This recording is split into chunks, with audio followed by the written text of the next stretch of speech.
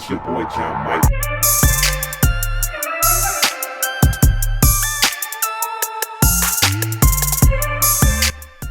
Oh goodness.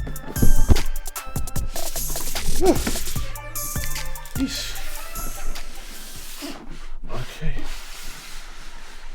Right in the frame, right there. This joker is heavy. What's going on with you guys? It's your boy John Mike. Today I am with the Motor 61 by Behringer. This is a very coveted keyboard that I've been wanting to do a review on for a while. A lot of people have been asking me to do reviews on it.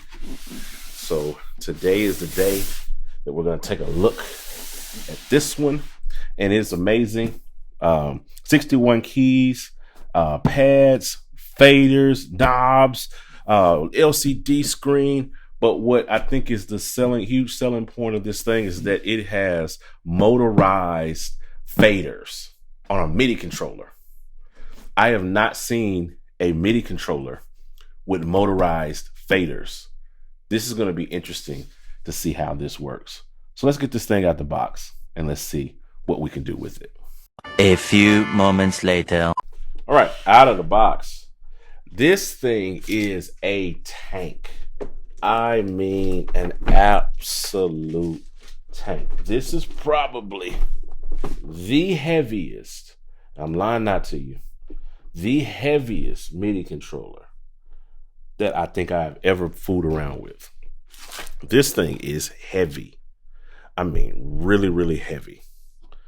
Like a good 50, 60 pounds. Like, this is a workout just carrying this thing around. So it is not light at all, but getting it out the box feels good. So in the box you get, I'm assuming this is a power cable, probably the adapter in here. Yeah, so you have the adapter, power cable there.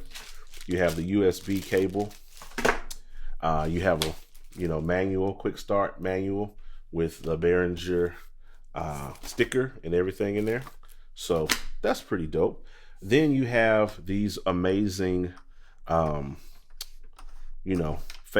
Now I will say these are probably the most premium feeling faders that I have felt on a MIDI controller. Now this is definitely like the same style faders that are on like the X32. They ported these over. It's that same action, it's that same feel. It feels premium. It feels like you're really working with something that you can mix with. So you got 8 regular faders and you got a master fader. So you got your pads over here that feel really good, MPC style pads. You've got like a fixed velocity, your velocity modes and all of that, and you even got a note repeat built in right here. So this is some pretty capable hardware. You got another data. This is just it's not a knob that goes, multi-directional. It's just a regular turn endless encoder knob. You got your fader banks right here. So you got one. Now, one thing I'll say, it's got some text written on these little buttons, and it's very hard to read. It's very hard to read on there just by looking at it.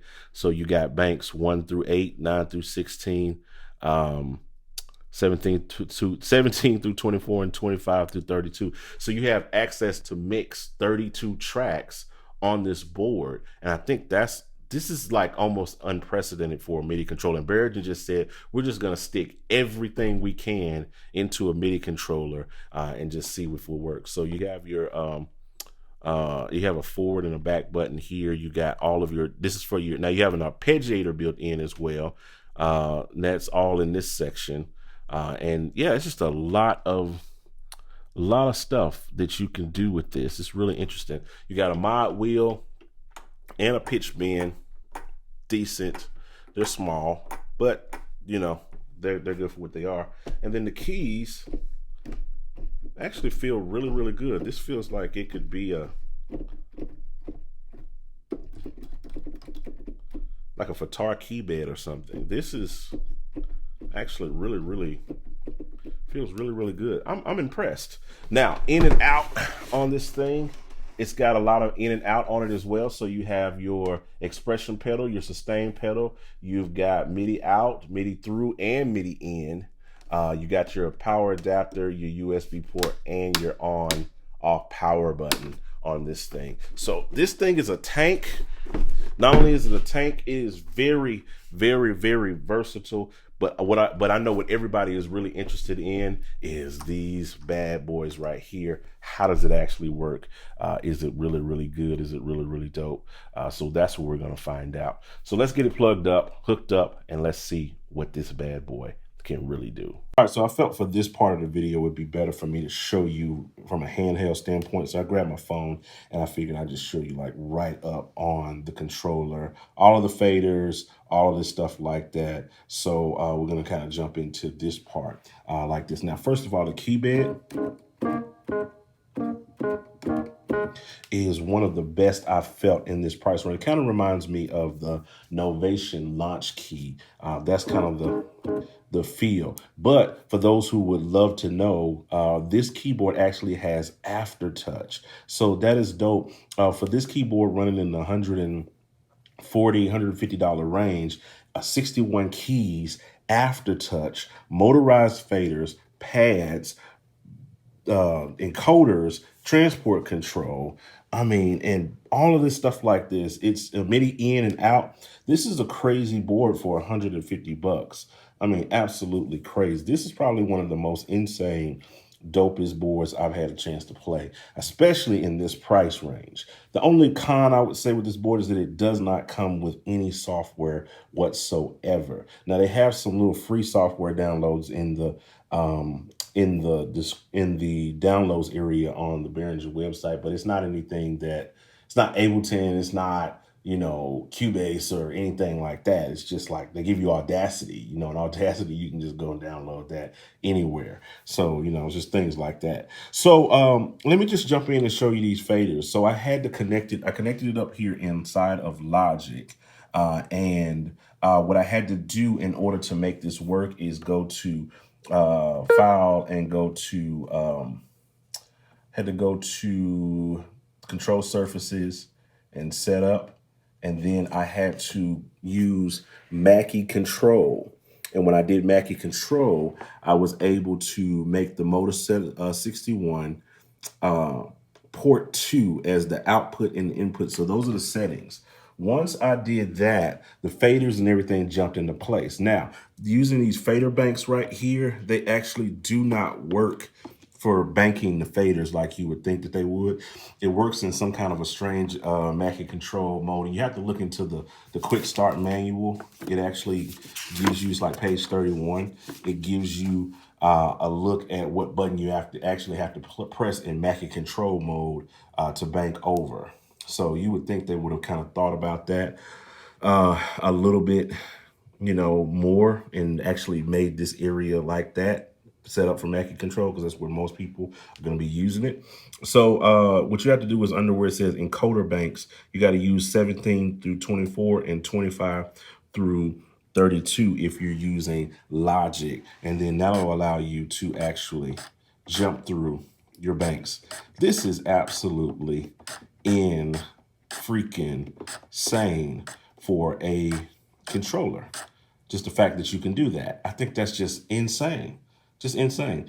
But the only thing I worry about is this motor on the inside of it, that it would, you know, the longevity, how it would actually last in a, you know, for a duration, like 2 years from now, 3 years from now, 4 years from now. I have a feeling that this thing won't last as well. Now you could still, you know, use the faders, you know, on here just to grab them. The faders feel really, really good, especially for things like, you know, faderize and automation and things of that nature. It's going to do real good for that stuff like that. So I actually even set up some automation in here, just playing around. I just threw and copied and pasted some automation, you know, here inside of Logic, just to kind of play around with it to see what it would do. So check this out.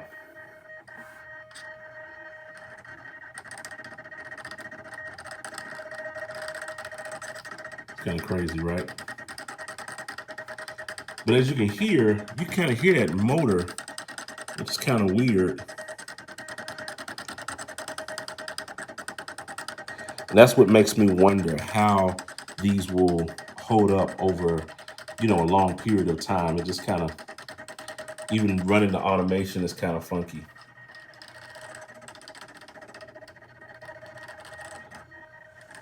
See, listen to that one. Pretty cool, right? So other than that, I think it's really dope. The transport controls work, stop, rewind. These encoders work. You can put it in a Midi mode as well. And then you can, in the Midi mode, you can control like your attack and delay and sustain and all that stuff like that. Over here, I think it's really, really useful information on the screen that you get because you see your octave, your tempo, because it has a built-in arpeggiator, so you can see your timing for your delay on your arpeggiator and all of that. Control mode, MIDI channel you're on. This is a solid one. You got tap tempo right here if you're probably using it in Ableton. Here's all of the arpeggiator type stuff like that you can do. So if I put it on, this MIDI channel down here, turn on the arpeggiator. And so you got all of those edits for those times.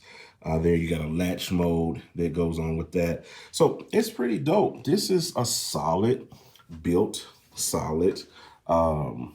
made controller. It's really, really, really, really dope. And I could honestly say that this is probably the most feature-packed, most amazing just keyboard, not even just a MIDI controller, just keyboard that I've had the pleasure to kind of play around on. My only concern about this keyboard is how are these encoders, not encoders, but these faders, these faders gonna last, the motor in there. Because I've heard some different stuff about it and read some reviews and watched some other YouTubers talk about it and just different issues with these faders kind of acting funky and wonky, in some different modes or what have you. But out the box and just playing with it, the keypad is amazing. The control portion of it is amazing. So even the pads and stuff change different colors, fixed velocity mode, all of those different things like that. Talked about the in and out on the front part of it. This thing is just amazing. I just think it's just absolutely amazing, and I would recommend it to anybody who's interested in getting this controller or what have you. I think it's definitely worth it. So that's it. That's all I wanted to show you guys with this particular board. I think it's absolutely amazing built keyboard, one of the best I think I've ever reviewed on this channel. I don't know any other keyboard that has this much functionality packed into it. So again, if you're interested in this and you want to get this board, there's an affiliate link down below. Helps out the channel when you use it to buy those products or what have you, because you're already thinking about buying it anyway. That's why you're watching this video. So if you decide you want to buy it, use the link down below. Helps the channel out, helps me keep buying keyboards and doing things like this, to keep doing reviews with and keep this channel going. So I appreciate everything that you guys do. One thing that won't cost you anything is you can hit the like button, the share button, you can turn on notifications, you can do all those things like that people do with the video. Drop a comment below. I'll talk to you guys on the next video. I'm out. Holla at your boy.